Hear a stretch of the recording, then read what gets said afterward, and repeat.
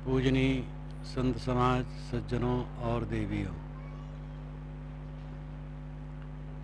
एक विषय मैं पहले कहना चाहूँगा। सतगुरु कबीर कबीर पंथ के इष्ट और पूज्य और पूरे मानव समाज के वे श्रद्धेय निराले संत हैं। उनके विषय में विद्वानों ने भ्रम धारणा फैलाई है कि वो एक गृहस्थ थे और स्कूल के पाठशालाओं के पाठ्यक्रम में उनको गृहस्थ लिखते हैं, साथ साथ उनको वैरागी भी लिखते हैं। डॉक्टर राम कुमार वर्मा, जिन्होंने इसके विषय में जरा ठीक ठाक नहीं लिखा, उन्होंने भी कहा कि अमुक विद्वान उनको मानते हैं कि वो वैरागी थे।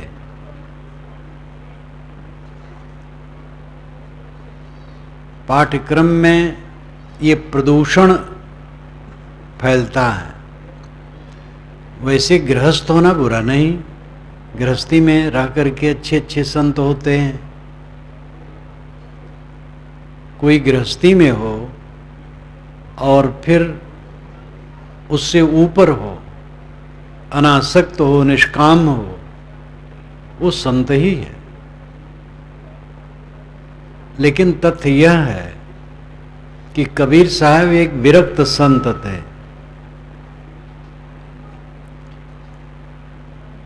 किसी के जीवन को समझने के लिए प्रामाणिक जीवनी हो तो हम उससे समझ सकते हैं। प्रामाणिक जीवनी न हो तो दो आधार हैं, आंतर साक्ष्य और बाह्य साक्ष्य। आंतर साक्ष्य उनकी वाणी होती है और बाह्य साक्ष्य उनकी परंपरा होती है। कबीर साहब के विषय में उनके जीवन काल में कोई प्रामाणिक जीवनी नहीं लिखा, और कबीर साहब ही नहीं, गोस्वामी जी के लिए कौन लिखा? गोस्वामी जी के लिए इतना भ्रम है। कलकत्ता नेशनल लाइब्रेरी में मैंने पढ़ना चाहा, गोस्वामी जी पर लिखना चाहा। संसार के महापुरुषों में महापुरुष, संसार के महापुरुष नाम के ग्रंथ जो मेरा है, उसी क्रम में मैं रखना चाहा गोस्वामी जी को। लेकिन मोटी मोटी पुस्तकें पलटा, उसमें संदेह के अलावा कुछ नहीं। तो भारतीय परंपरा में हमारे संतों ने स्वयं तो लिखा नहीं, दूसरे लोग भी उनके विषय में कुछ लिखे नहीं। ऋषियों मुनियों सब की बात ऐसे है, वे अपने नाम रूप के प्रति उदासीन होते थे। तो कबीर साहब की भी जीवनी नहीं लिखी गई उनके जीवन काल में, पीछे अपने अपने ढंग से भिन्न भिन्न रूप से लिखे। लेकिन उनकी वाणी अभी पूरे विश्व में प्रचारित है। मुख्य ग्रंथ बीजक है, बीजक के अलावा साखी ग्रंथ है, शब्दों का बहुत बड़ा सागर है। ये सब में कहीं भी गृहस्थ रूप नहीं है, विरक्त रूप है। माया महा ठगनी हम जानी, उन्होंने कहा। ब्रह्मा विष्णु शंकर को चुनौती दिया कि इनके पास में तो पार्वती है, भवानी है, लक्ष्मी है। उनकी वाणी आप देखिए तो वैराग से भरी हुई है। आंतर साक्ष्य उनकी वाणी है, उनकी वाणी वैराग परक है, और बाह्य साक्ष्य उनकी परंपरा है। सतगुरु कबीर काशी में जहां बैठे उसको आजकल कबीर चौरा कहते हैं। उसके बाद अनेक शाखाएं भारत में फैली हैं, विदेश में फैली हैं। कोई कबीरपंथी की परंपरा ये नहीं मानती है कि कबीर साहब गृहस्थ हैं, सभी मानते हैं विरक्त हैं। काशी कबीर चौरा साहब के जमाने से आज तक क्रमशः चल रहा है। वहाँ के सभी महंत विरक्त होते हैं, और वे लोग भी मानते हैं कबीर साहब विरक्त थे। अन्य सभी शाखाएं ही मानती हैं कबीर साहब विरक्त थे। एक शाखा है जिसको वंश परंपरा कहते हैं, लेकिन वंश परंपरा के महंत स्वयं शादी करते ही गृहस्थ होते हैं, लेकिन वे कबीर साहब को विरक्त मानते। वो भी गृहस्थ महंत कबीर पंथ में हैं, वे सब के सब कबीर साहब को विरक्त मानते हैं। और वंश परंपरा में दूसरी शाखा है जो विरक्तों की है, खरसिया वाली और नादिया वाली, कई शाखाएं हुई। तो वो नाम तो रखते हैं वंश परंपरा, लेकिन वो विरक्त होते हैं। और जो अभी भी गृहस्थ रूप में हैं वे भी यही मानते हैं कबीर साहब विरक्त थे। बाह्य साक्ष्य उनकी परंपरा, आंतर साक्ष्य उनकी वाणी है। इन दोनों से कबीर साहब विरक्त रूप में हैं। जब मैंने उनका विरक्त स्वरूप लिखा ठीक से, डॉक्टर रामकुमार वर्मा को रजिस्ट्री से भेजा, रजिस्ट्री पत्र, कुछ उत्तर नहीं दिए। तो महीना भर के बाद मेरा साधु गया और पूछा कि गुरु जी ने पत्र दिया था, आप उत्तर नहीं दिए। कहे मुझे नहीं मिला। आप जानते हैं कि रजिस्टर्ड पत्र जिसको भेजा जाता है उसको मिलता है, अथवा जो भेजता है उसको मिलता है। लेकिन वे चुप हो गए, कुछ कह नहीं सके। यद्यपि हमारा उनका मधुर संबंध था। ऐसे ही वे आ जाते मेरे पास, या कहते आप ही आ जाइए, तो मैं ही चला जाता, आमने सामने बात हो जाती। लेकिन उनकी हिम्मत नहीं हुई, क्योंकि गलत प्रक्रिया है। इस पर हमारे संत जन कुछ ज़्यादा सक्रिय हो करके काम करते हैं। वे आवाज़ उठाना चाहते हैं। आवाज़ उठाना चाहिए, भक्तों को भी आवाज़ उठाना चाहिए, और ये वातावरण बनना चाहिए। कोई भी क्रांति तत्काल सफल नहीं होती है, बड़ी से बड़ी क्रांति। कांग्रेस ने 70 वर्षों में भारत को आज़ाद कर पाया। इसलिए घबराना नहीं चाहिए, श्रम करना चाहिए।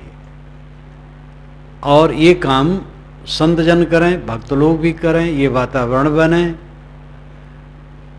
संत जन हमारे कबीरपंथी कबीर साहब पर कुछ लिखते ही नहीं थे। मैंने खुल करके लिखा, अनेक कबीर जीवनी में साफ लिखा, कबीर दर्शन में लिखा, अनेक पुस्तकों में संत कबीर उनके उपदेश, अनेक ग्रंथों में लिखा। और इसका वातावरण भी विद्वानों में गया, और कई विद्वानों ने स्वीकारा कि जो आप लिखते हैं सच होगा। ऐसे ही वातावरण बनता है। तो संत भक्त इसके लिए वातावरण बनाएं और धैर्य से काम करें। मैं समझता हूँ इसमें सफलता होगी, क्योंकि इसमें विद्वानों का क्या नुकसान है। एक कबीर पंथ इतना विशाल है देश विदेश में, वह जिसको मानता है उसको स्वीकार कर लेने में उनका क्या नुकसान होगा। इस पर प्रयास चलना चाहिए। अब मैं अपने वर्तमान विषय में आऊं। साहब का एक पद कहूं प्रसिद्ध और उस पर चर्चा। घूंघट के पट खोल रहे तो को पीऊ मिलेंगे, घट घट में वही साईं बसत है, कटुक बचन मत बोल रहे। धन यौवन का गर्भ न कीजे, झूठा पचरंग चोल रे। शून्य महल में दियना बारिले, आसन से मत डोल रे। जोग जुगत से रंग महल में, पी पाए अनमोल रे। कहें कबीर आनंद भयो है, बाजत अनहद ढोल रे। घूंघट के पट खोल रे तो को पीऊ मिलेंगे। स्त्रियां घूंघट करती हैं। हमारे शरीर में मनोवृत्ति के ऊपर अविद्या का घूंघट है। घूंघट चेहरे पर डाला हुआ पर्दा। ये पर्दा पुराना नहीं है। वैदिक युग में भी लज्जा और शर्म की बात है। वैदिक ऋषियों ने कीड़ों का मजाक किया है। अय कीड़ों, सूरज के निकलने पर तुम वैसे ही पीछे भागते हो जैसे नववधू अपने ससुर को देख करके पीछे भागती है। मजाकिया ढंग से कीड़ों का उपहास उन्होंने किया है। सूरज परम औषध है, उसकी किरणें परम औषध है।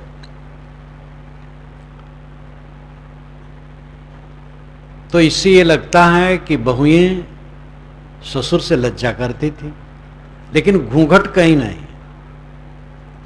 घूंघट शायद है मुसलमानी जमाने में ये बढ़ा हो। मर्यादा तो थी, लज्जा तो थी।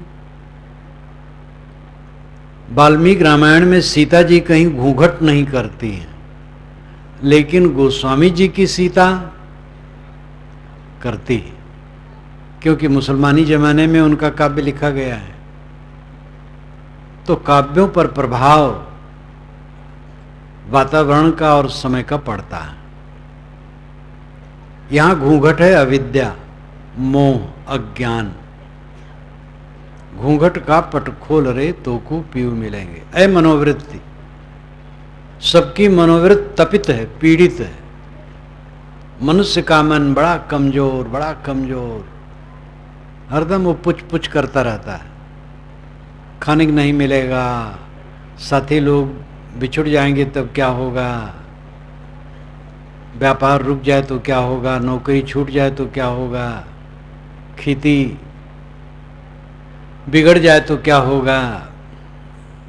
ये पशु पक्षी कीड़े मकोड़े कहीं कुछ सोचते हैं? न इनकी खेती है, न दुकानदारी है, न नौकरी है, न चाकरी है, न बैंक में खाता है, न शरीर पर कपड़ा है, न घर द्वार है। और सब जानवर खूब खुश, खाते पीते नाचते चहचहाते हैं। इस आश्रम में तो अब तो पक्षी, क्योंकि भीड़ बहुत है, पक्षी भी बेचारे चुपचाप रहते होंगे, लेकिन ये भीड़ 4 दिन के बाद प्रातः 3 बजे से ही बोलना शुरू कर देते हैं। ऐसे ऐसे पक्षी रहते हैं, बड़े मधुर स्वर। अब आदमी उठता है तो मालूम होता है जैसे बीमार है। मनुष्य का मन बड़ा दुर्बल है, अपने अविवेक से उसने दुर्बल बनाया है। हर आदमी का मनुष्य तप रहा है पीड़ा में, भ्रम में पड़ करके। वो भ्रम है अविद्या से। साहब कहते अविद्या के पट खोल दे, ऐ मनोवृत्ति तेरे को पीऊ मिलेगा। मनोवृत्ति का पीऊ आत्मा है। ये आत्मा ही पीऊ है। आत्मा ही सारे ज्ञान विज्ञान का प्रकाशक है। ईश्वरों का भी ईश्वर, देवों का भी देव, भगवानों का भगवान मनुष्य की आत्मा है। मनुष्य ने ही सारे भगवानों, ईश्वरों और देवों का सृजन किया। हर मत वाले ने अपना अलग अलग ईश्वर बना लिया है, और जो उनके मन में है, जो ईश्वर से कहलाना चाहा है, ईश्वर के मुंह में डाल करके निकाल लिया है। हमारे भगवान ने ऐसा कहा है, हमारे भगवान की किताब में ऐसा लिखा है, हमारे देवता की ये वाणी है। जैसा मन में था अपने देवता के मुंह में डाल दिया और निकाल लिया। तो सारे देवों का सृजन करने वाला मनुष्य का आत्मा है। आत्मा सर्वश्रेष्ठ है। आपका आत्म अस्तित्व सर्वोच्च है।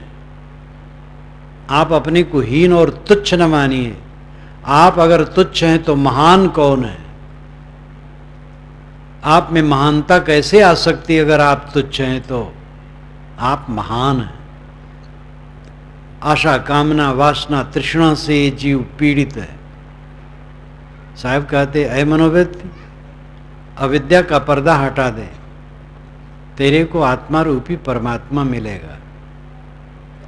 किसी ने पूछा महाराज उसका व्यवहारिक स्वरूप क्या है? उन्होंने कहा घट घट में वही साईं बसत है, कटुक वचन मत बोल रे।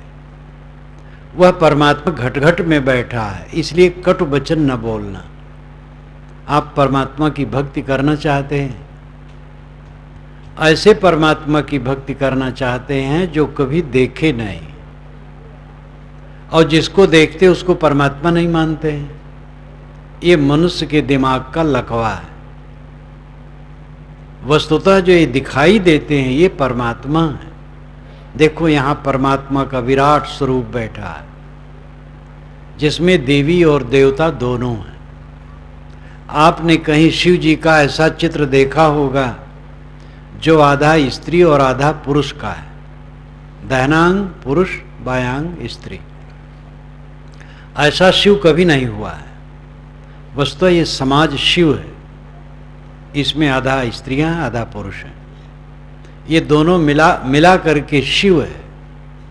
परमात्मा, अगर सगुण परमात्मा आप दर्शन करना चाहते हैं, सगुण परमात्मा के, तो ये प्राणियों का समूह है।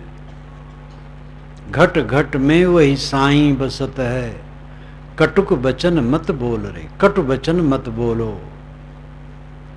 एक वाक्य का आचरण हम कर ले तो हमारा जीवन बदल जाए।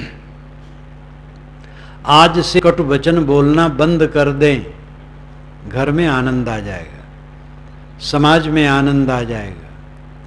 कितने घरों में हैं लोग कटु वचन के बिना वो बोल ही नहीं पाते, हरदम गर्म रहते हैं, और यहां तक कि टट्टी पेशाब की जगह का नाम लेके बात करते हैं। पढ़े लिखे लोगों की भी ये दशा होती है। ये अपना बनाया दुर्भाग्य।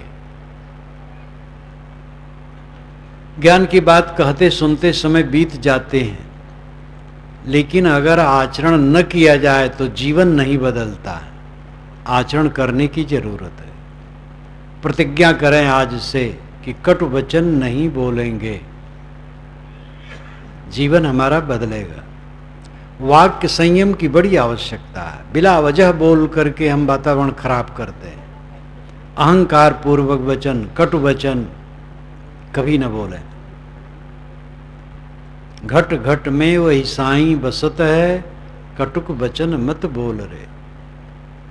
सहस्रीर्षा पूषा सहस्राक्ष सहस्रपाद, सभूमिम विश्वतो वृत्तात् तिष्ठत दशांगुलम।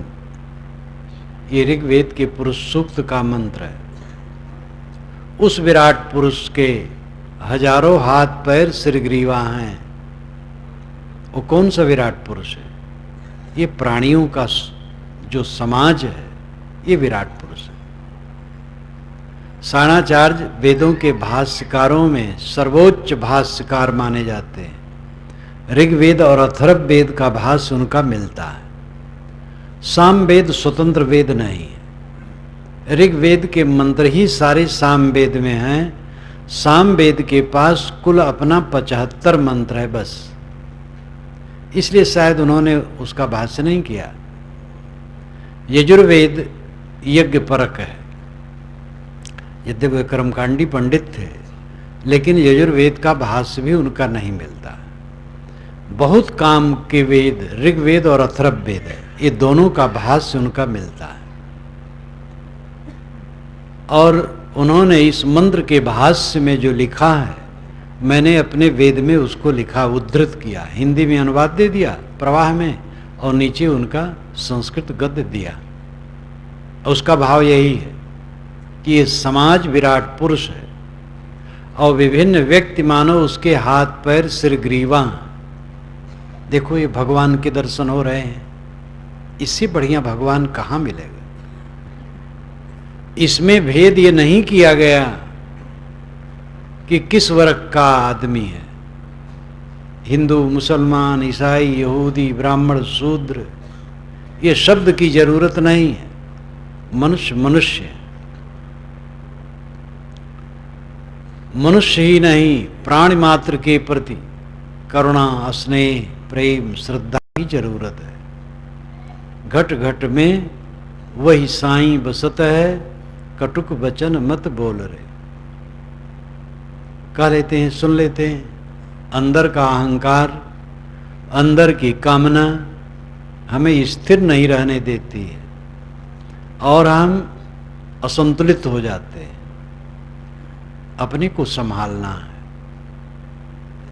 सबसे बड़ी बात है अपने मनरियों को संभालना, यही सच्चा भजन है।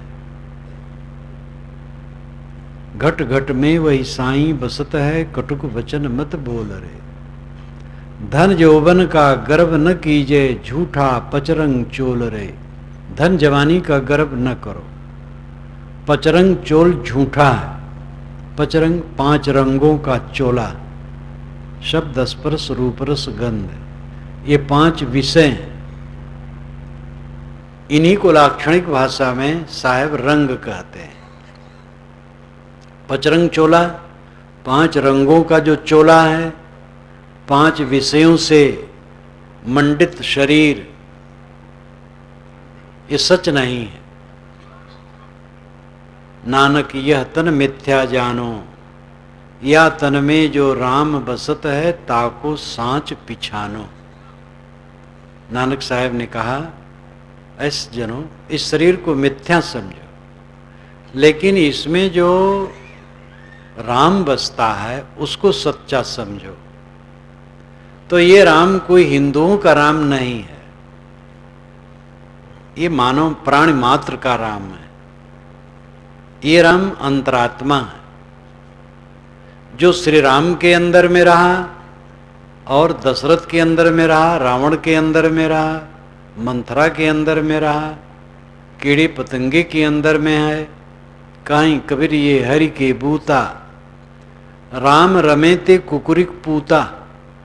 राम तो कुकुरी के पूत में भी रमा है। तो साहब कहते हैं, धन यौवन का गर्व न कीजिए, धन जवानी का गर्व न करो। ये 4 दिन की चांदनी फिर खो जाने वाली है। आदमी भ्रमित क्यों है? दुनिया की चमक दमक में, और दुनिया की चमक दमक क्षणिक है। जितने यहाँ बूढ़े बैठे हैं सब जवान थे, लेकिन आज बूढ़े हैं। जो जवान हैं वे भी बूढ़े होकर जीवित रहेंगे। तो हर पदार्थ में, हर निर्मित वस्तु में हरदम रासायनिक प्रक्रिया चलती रहती है। परिवर्तन, रासायनिक प्रक्रिया वह प्रक्रिया है जो किसी भी वस्तु को एक अवस्था से दूसरी अवस्था में निरंतर बदलती रहती। हम नया मकान देखते हैं कि ये नया मकान है, लेकिन वैज्ञानिक दृष्टि से मकान बनते बनते पुराना होना शुरू हो जाता है। उसमें रासायनिक प्रक्रिया चालू हो जाती है, परिवर्तन, सब कुछ परिवर्तनशील है। धन जवानी का गर्व न करो। ये 5 रंगों का चोला झूठा है। इसमें रह करके जो काम करना है वह काम करो। दुनिया की चमक दमक की बुद्धि अविद्या के कारण, अज्ञान के कारण है। अज्ञान जितना निवृत्त होगा, चमक दमक नहीं लगेगी। जवान जितना चमक दमक में उलझता है, बूढ़ा नहीं उलझता है, क्योंकि उसने देख लिया है दुनिया को। अंतर हो जाता है। जवान ज्यादा भ्रम में रहता है, लेकिन विवेक उदय होने पर जवान और बूढ़ा का प्रसंग नहीं रहता है। आदि शंकराचार्य 32 वर्ष की उम्र में सब काम करके शरीर छोड़ दिए थे। वो एक सुनता हूं 8 ही वर्ष में घर छोड़ दिए थे। 8 ही वर्ष की उम्र में विरक्त हो गए थे। और भारत के 4 कोनों पर 4 मठ स्थापित किए, प्रस्थानत्रयी का भाष्य किए, उपनिषद, गीता और ब्रह्म सूत्र, और अनेक पुस्तकें मौलिक लिखे और प्रचार किए, और शरीर छोड़ दिए 32 वर्ष की उम्र में। पारक सिद्धांत के परम संत श्री पूर्ण साहेब, परम वैराग्यवान पुरुष, बीजक की टीका उन्होंने लिखी। उन्हीं की बीजक टीका प्रथम टीका है। शायद धनौती की टीका पहले रही होगी। गुरगम बोझ धनौती की टीका है, उस पर पूर्ण साहब का प्रभाव नहीं, इसलिए वो पहले होगी, लेकिन वहां विकास नहीं हुआ। पूर्ण साहब की टीका छपी। पूर्ण साहब की टीका देख करके ही रीवा नरेश ने अपनी टीका लिखी, वो तो कॉपी ही करवा लिए थे, बुरहानपुर अपना पंडित भेज करके लिखवा लिए थे। और रीवा नरेश की टीका पहले छपी है, पूर्ण साहिब की टीका तो बहुत दिनों तक पड़ी रही तब छपी, लेकिन लिखी गई है पूर्ण साहिब की टीका पहले। इसके लिए प्रबल प्रमाण है। रीवा नरेश ने अपनी टीका में पूर्ण साहिब को उद्धृत किया और पूर्ण साहिब के अनेक बड़े बड़े वाक्य ज्यों का त्यों अपनी टीका में लिख लिया, नकल कर लिया। तो पूर्ण साहिब 32 वर्ष की उम्र में उन्होंने भी शरीर छोड़ दिया। आज प्रत्यक्ष उदाहरण है, थोड़ी थोड़ी उम्र में विरक्त हो जाते हैं लड़के, वैराग्य मार्ग में आ जाते हैं। तो उम्र से मतलब नहीं है। जहाँ ज्ञान उदय हो गया थोड़ी उम्र में, जवानी में, वो बुजुर्ग ही है। लेकिन अवस्था का प्रभाव तो होता ही है। सामान्य व्यक्ति जवानी में जो उसके मन में राग रंग रहता है, वही व्यक्ति चाहे ज्ञान न हुआ हो, बूढ़ा हो जाने पर उतना आकर्षण नहीं रहता है, क्योंकि दुनिया को देख चुका होता है। विवेक उदय होने पर तो जवानी ही में जिसको विवेक उदय हो गया, सब कुछ उसको निस्सार दिखता है। चमक दमक से इंद्रियां उत्तेजित होगी, मन उत्तेजित होगा और उसमें जीवन में विकार बढ़ेगा और पश्चाताप होगा, तकलीफ होगी, कुछ फल मिलेगा नहीं। दुनिया का सबसे बड़ा सुख काम भोग को माना है, लेकिन वो सबसे दुख है, उसी के पीछे सारा दुख लगता है।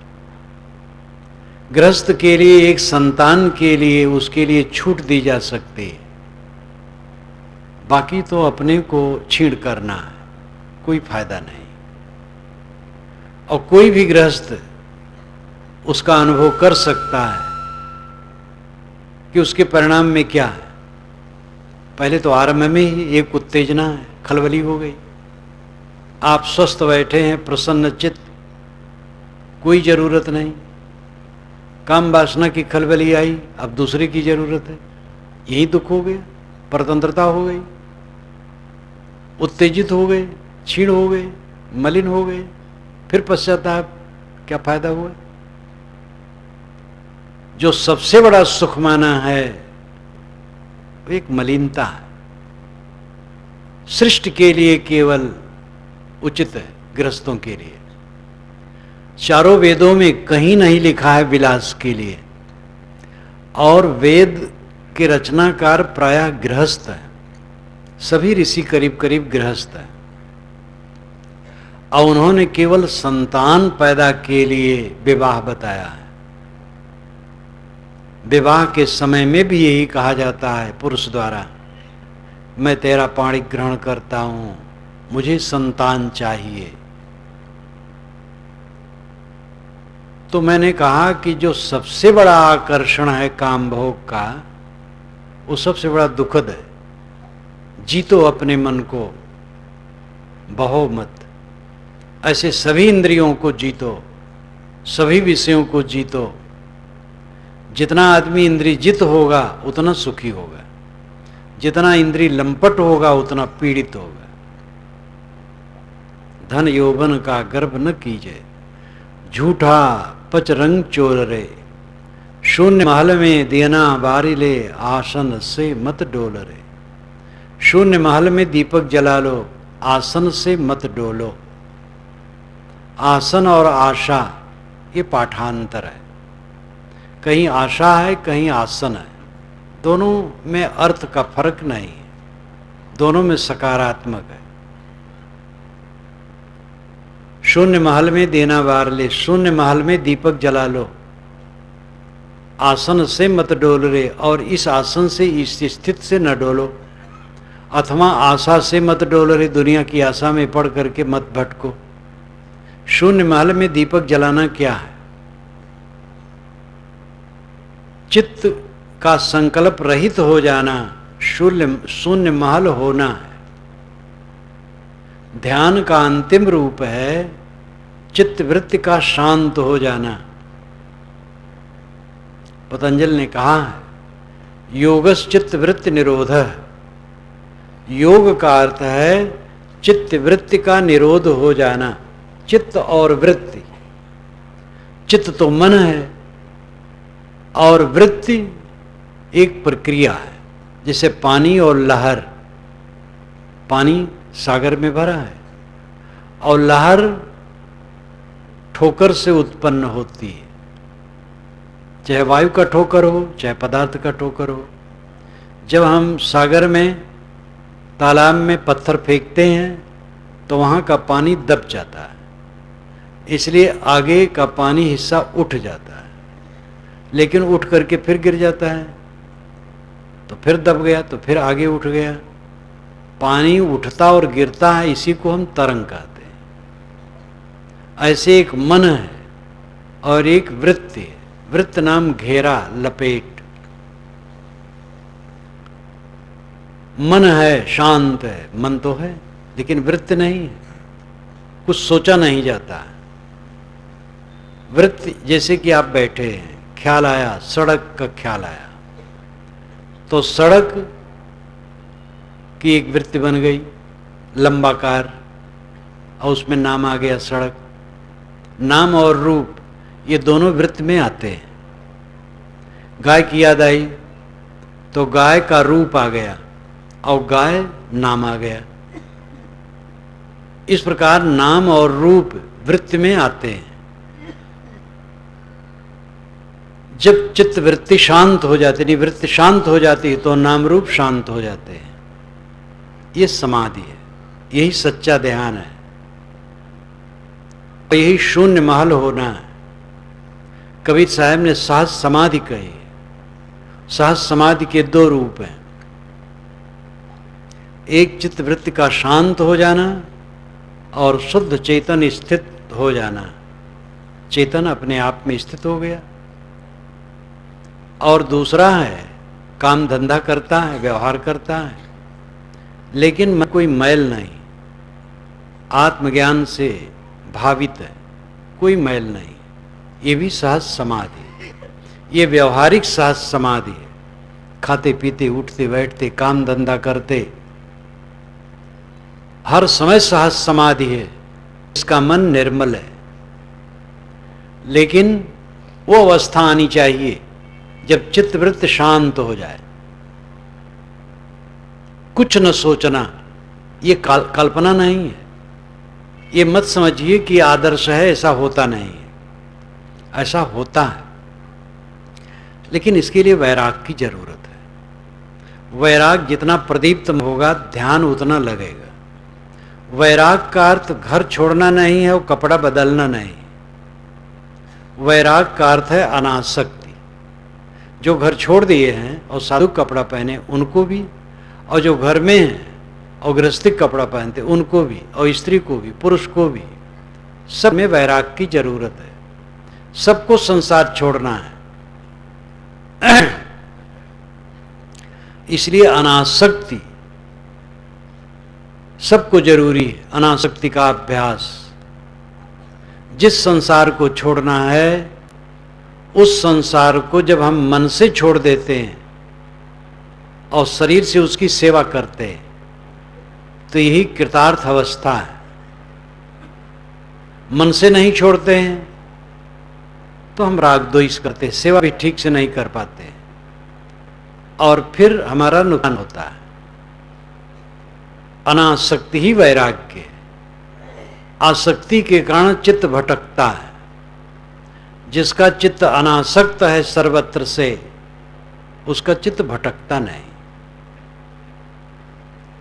अनासक्त करना चित्त को, इसमें भी घबराना नहीं चाहिए। झट से अनासक्त नहीं होता है, बहुत मेहनत करना पड़ता है। साधक तो घबरा भी जाता है कि कितनी मेहनत करता हूँ, लेकिन मन में राग आता है, काम मोह आता है, फिसलन आती है। घबराए ना, करता जाए, करता जाए, करता जाए, निश्चित ही सफलता होगी। बाहरी चीजों में तो पूरी सफलता की गारंटी नहीं है। व्यापार किया घाटा हो सकता है, खेती की सूखा दाहा पड़ सकता है, कीड़े खा सकते हैं, और भी कामों में असफलता हो सकती है, लेकिन आध्यात्मिक साधना में असफलता की कोई बात नहीं है, क्योंकि इसमें जिसको मारना है वो मन का विकार है। वो कोई स्वतंत्र जीव नहीं कि हमारे ऊपर चढ़ बैठे। वैसे तो लोग कहते हैं भगवान की माया सबको नचा रही है, महाभ्रम है। भगवान की माया सबको नचा रही है। भगवान ईश्वर परमात्मा जो आपको, वो सज्जन है कि दुर्जन है? अगर वो सज्जन है तो माया कैसे वो रखेगा? जो माया अपने पास में रखता है वो सज्जन नहीं हो सकता। माया नाम छल कपट, धोखाधड़ी। अगर ईश्वर धोखाधड़ी करता है लोगों के साथ तो वो सज्जन कहाँ है? फिर उसकी उपासना कैसे?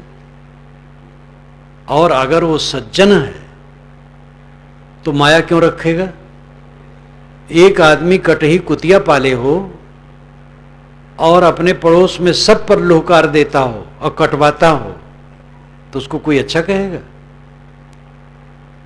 अगर ईश्वर ऐसा ही है कि कटही कुतिया रखे हैं माया रूपी और दौड़ा दौड़ा करके सबको परेशान करता है, तो ऐसे ईश्वर को तो जेल में भेजना चाहिए। पता लगाना चाहिए कहाँ है ईश्वर, उसको पकड़वाओ पुलिस से। ईश्वर ईश्वर लोग कहते, लेकिन ईश्वर का महत्व तो नहीं समझते। ईश्वर क्या है? दार्शनिक दृष्टि से ईश्वर विश्वव्यापी नियम है। आध्यात्मिक दृष्टि से ईश्वर सब घट में बैठा चेतन आत्मा है। ऐसा ईश्वर कहीं नहीं बैठा है जो माया रूपी कटही कुतिया रखे हो, सब पर दौड़ाता हो। बहुत बड़ा भ्रम है। शास्त्रों में लिखा है, बड़े बड़े पंडित महात्मा कहते हैं कि भगवान की माया नचा रही है। क्या करूं महाराज, भगवान ने ऐसी माया डाली है, छुट्टी नहीं है। भगवान ने डाली है कि आपने डाली है? तंबाकू लोग खाते हैं, भगवान ने खिलाया है? शराब भगवान पिलाता है किसी को? चोरी किसी से भगवान करवाता है? माया का फल है कुकर्म। जो माया में विमोहित होगा वो कुकर्म करेगा। तो क्या भगवान कुकर्म करवाता है? ईश्वर की माया सबको नचाती है, ये धारणा महाझूठ है। हर व्यक्ति की अपनी माया उसको नचाती है। और लोग कहते हैं हम ईश्वर के भक्त हैं और ईश्वर को गाली देते हैं। जो कहता है ईश्वर की माया नचाती है वो ईश्वर को गाली देता है। आप ही को कोई कहे कि आप हमें परेशान करते हैं तो आप दुखी हो जाएंगे। ईश्वर सबको परेशान करता है। माया है मन का मोह, माया है मन का विकार। ये आदमी का बनाया, किसी ईश्वर का नहीं। इसलिए ईश्वर को आप बदनाम न करें। हमारे मन का मोह, हमारे मन का अज्ञान, इसे हमें ही काटना है। शून्य महल में दियना बारिले, शून्य महल में दीपक जला लो, अनासक्त हो जाओ संसार से। सब छूटना है, किसी का कुछ रहने वाला नहीं है। जितने लोग यहां बैठे हैं 100 वर्ष के बाद इनमें कोई नहीं रहेगा। 100 वर्ष के पहले बहुत लोग नहीं रहेंगे। बहुत लोग तो कुछ वर्षों में नहीं रहेंगे। कोई ऐसा भी हो सकता है महीनों में न रह जाए, कुछ ठिकाना नहीं। थोड़े दिन में ये खारिज हो जाने वाला है। जहां से सब कुछ छोड़ करके जाना है, वहां की आसक्ति को जीत करके रहना है।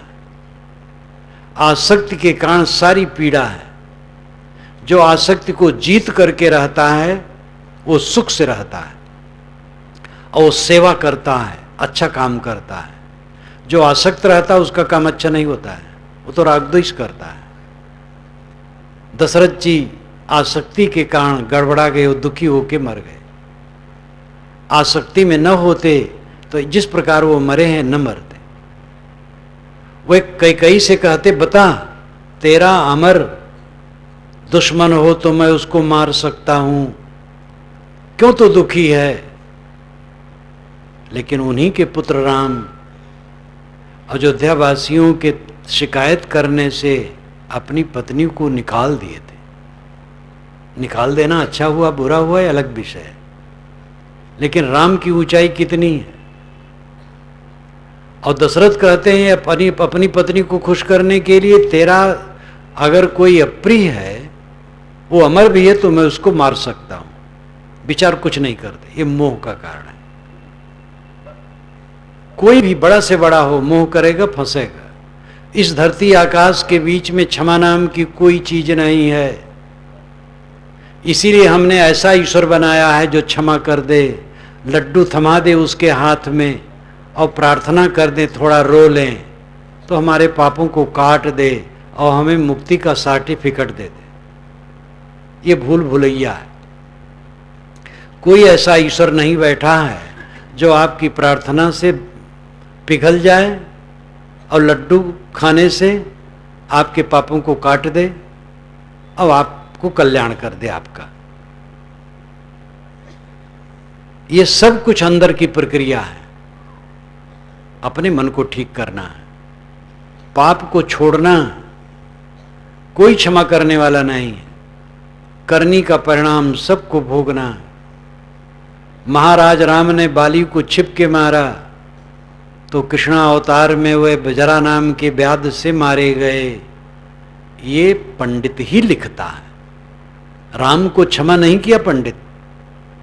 श्री कृष्ण महाराज ने शिशुपाल की भुजा उखाड़ ली तो भगवान कृष्ण जगन्नाथ में लूले बैठे हैं। जब मैं अयोध्या गया, एक अपने मित्र संत हैं जिनके बहुत सी मूर्तियां हैं, वैष्णव संत।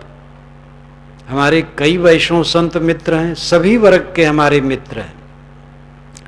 तो जगन्नाथ की मूर्ति थी, वहां ले गए मुझे, तो हाथ लूला। उन्होंने कहा महाराज ये मूर्ति देख करके मुझे बड़ी करुणा लगती है। तो मैंने कहा भगवान अपना कर्म फल भोग रहे हैं, आप क्या करेंगे। तो वो भी हंसने लगे, सब हंसने लगे। ये हिंदुओं की उदारता है। हिंदू जैसा उदार विचारों में पूरी दुनिया में आप पाएंगे नहीं। जिसको भगवान कहता है उसको भी क्षमा नहीं करता है, उसको भी कहता है कर्म फल भोग पाए। विष्णु ने वृंदा का सतीत्व नष्ट किया तो उसके साप से वे पत्थर बन गए। विष्णु नहीं क्षमा किए गए, आपको क्षमा हो जाएगी। लड्डू चढ़ाएंगे आपका पाप कट जाएगा। पाप करना छोड़ो, फिर लड्डू जिनको खिलाना हो खिलाओ। मंदिर में भी चढ़ाओगे तो नहीं मूर्ति खाएगी तो पुजारी तो खाएगा ही। लड्डू में चढ़ाने नहीं रोकता हूं, लेकिन पाप करना छोड़ो। आसक्ति पाप की जड़ है। शून्य महल में दिया वार ले, चित्त को निर्विकल्प करके उस समाधि अवस्था में जाओ जहां पूरी प्रशांति है। प्रपंचोपशमम शांतम शिवम अद्वैतम चतुर्थम मन्यन्ते सा आत्मा सविज्ञेयः। सारे प्रपंच का उपशमन हो जाने पर, यानी मन शांत हो जाने पर शिवम अद्वैतम अवस्था आती है। शिव मंगलमय, संकल्प शून्य हो गया, आत्मा अपने आप शिव है, कल्याणमय, अद्वैत है, अकेला है, कैवल्य है। ये शून्य महल में दीपक जलाना है। आसन से मत डोल रे, और इस स्थिति से विचलित मत हो। जोग जुगत से रंग महल में पिय पाए अनमोल रे। साधक कहता है योग युक्ति से मैंने रंग महल में अनमोल पीऊ पा गया। कबीर साहब इस शरीर को गंदा भी कहते, रंग महल भी कहते हैं। तू गंधी को बेड़ो, अय मनुष्य तू गंदी का जहाज, गंदगी का जहाज है। इस शरीर को गंदा कहते, लेकिन रंग महल भी कहते हैं, क्योंकि यहीं से साधना की जाती है।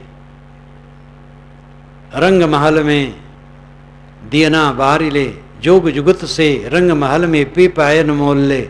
योग युक्ति से साधना द्वारा इस शरीर के अंदर में अनमोल पीयू आत्मा रूपी परमात्मा मिल गया।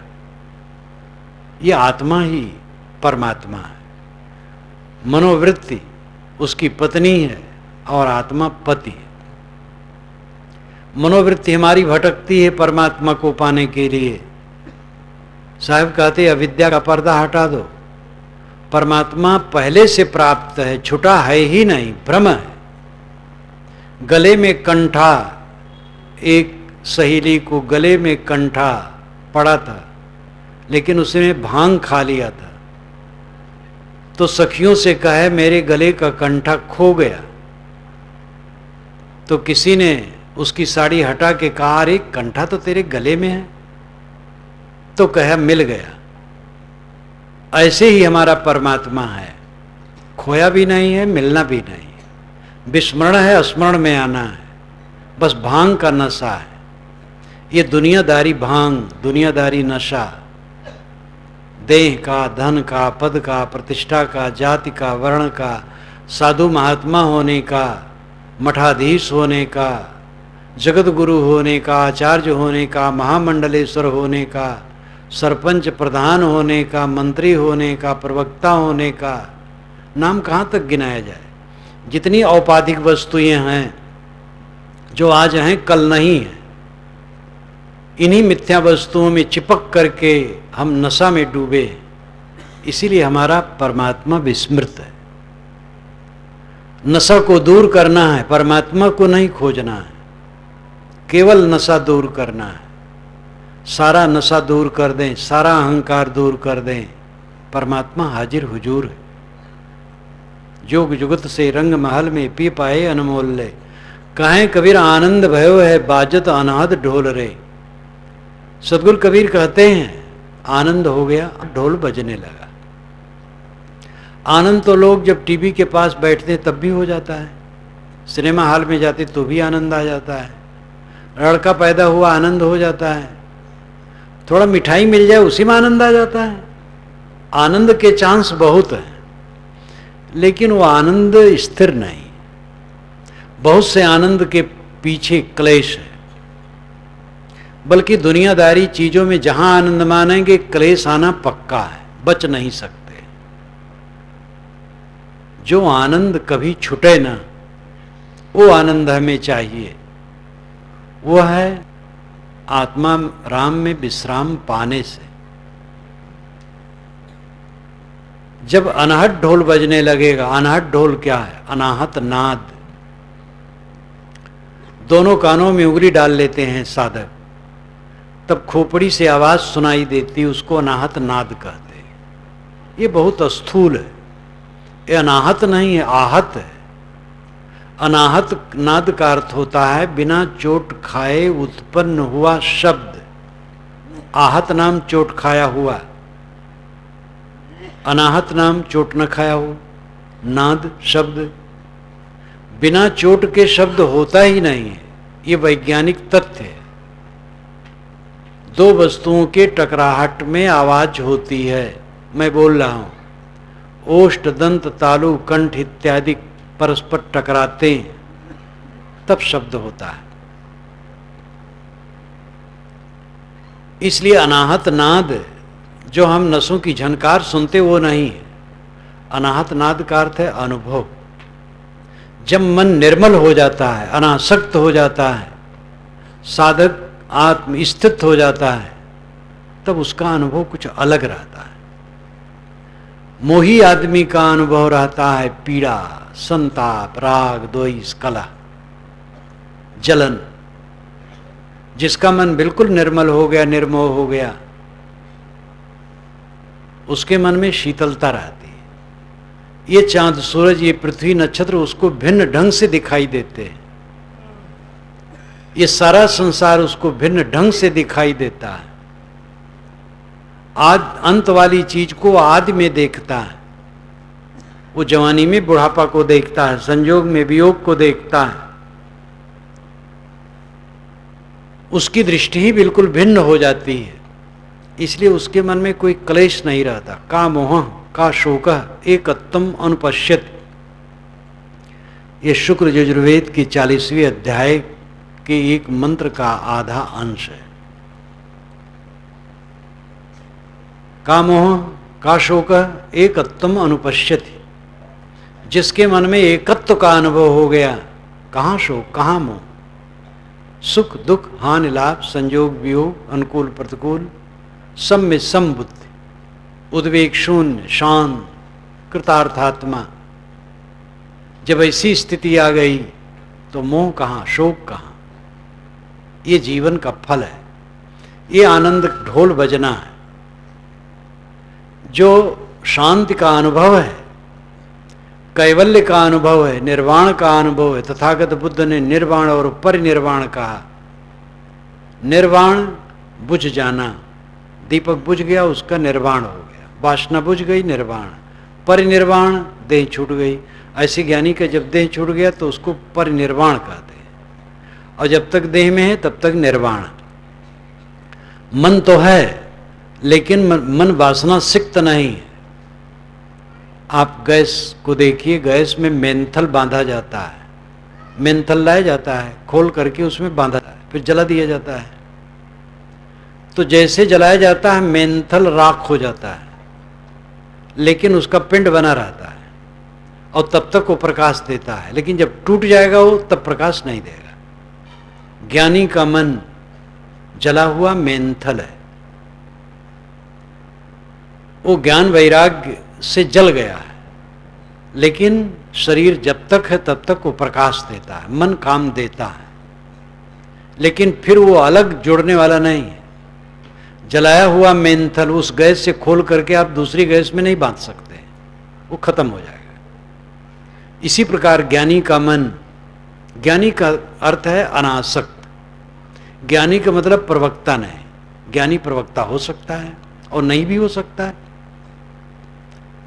व्यावहारिक भाषा में ज्ञानी का अर्थ है जानने वाला, आध्यात्मिक भाषा में ज्ञानी का अर्थ है निर्मोह।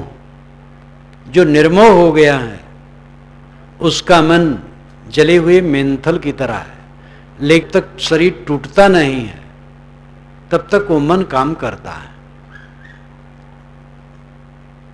परंतु कृतार्थ आत्मा है। ऐसे पुरुष का जो अनुभव होता है वो बिल्कुल अलग होता है। इसी कीचड़ पानी हल्ला गुल्ला धूल धड़क्का राग द्वेष भरे संसार में वो रहता है और मुक्त रहता है। पहले के जो महापुरुष मुक्त हुए हैं वह इसी हल्ला गुल्ला भरे संसार में रह के मुक्त हुए हैं। पहले जमाने के कोई भी महापुरुष हो, नाम ले लो, देश विदेश में जितने महापुरुष हुए हैं, क्या उनके जमाने में सब कुल दूध का धोया था? बड़े बड़े प्रपंची थे। वेद पढ़ो, बाइबल पढ़ो, कुरान पढ़ो, जिंदा वेस्ता पढ़ो, गुरु ग्रंथ पढ़ो, बीजक पढ़ो, कोई ग्रंथ पढ़ो, सभी ग्रंथों में पढ़ करके आप जान सकते हैं सब समय उत्पाती रहे हैं। इसीलिए उन संतों ने रास्ता दिखाया है। आज भी इसी प्रकार है, आप चाहें तो अपना उद्धार कर सकते हैं इसी संसार में रह करके। जबकि लोग शिकायत करते आज जमाना बहुत खराब है, आज जमाना बहुत अच्छा है, हम जी रहे हैं, इसी में साधना करना है, आज बुरा कैसे है?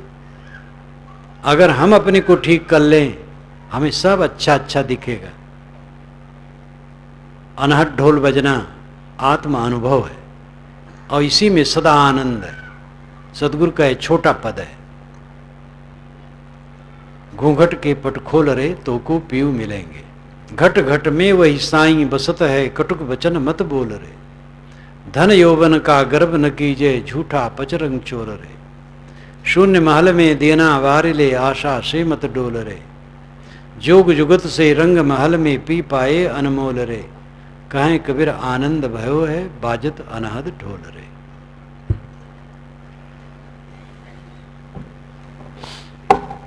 बोलिए सद्गुरु